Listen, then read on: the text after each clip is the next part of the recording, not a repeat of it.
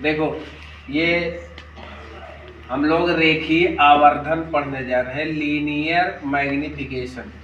इसका मतलब क्या होता है मैग्निफिकेशन? जैसे हम लोग लाइट वाले चैप्टर में पढ़े हैं कि अगर किसी अवतल दर्पण हो चाहे उत्तल दर्पण हो ना, अगर उसके सामने कोई वस्तु रखी जाती है तो उसका प्रतिबिंब जो है कहाँ बनेगा, कितना बड़ा बनेगा, कितनी दूर पर बनेगा, ये हम लोग पढ़ चुके हैं। लेकिन रेखीय आवर्धन का मतलब यही होता है कि गोलीय दर्पण के मुख्य अक्ष के लंबवत नापी गई प्रतिबिंब की लंबाई, जो प्रतिबिंब की लंबाई होती है तथा वस्तु की लंबाई के अनुपात को रेखीय आवर्धन कहते हैं।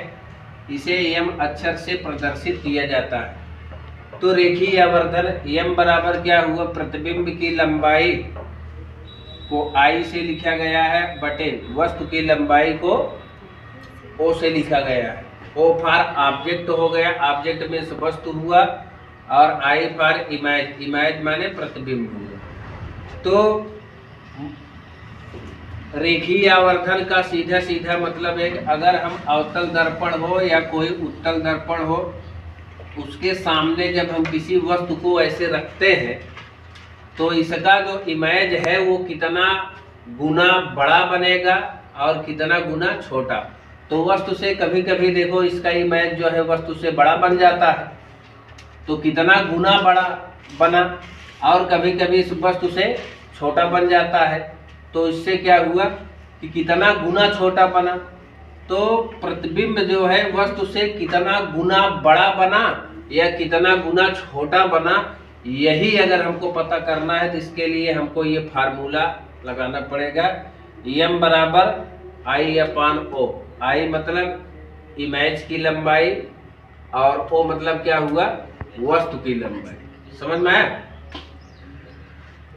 तो एम बराबर आई अपान ओ। फिर ये जो है आई अपान ओ किसके बराबर होता है, माइनस वी बाई यू के। तो वी क्या है, प्रतिबिंब की दूरी है, और यू जो है ये वस्तु की दूरी है।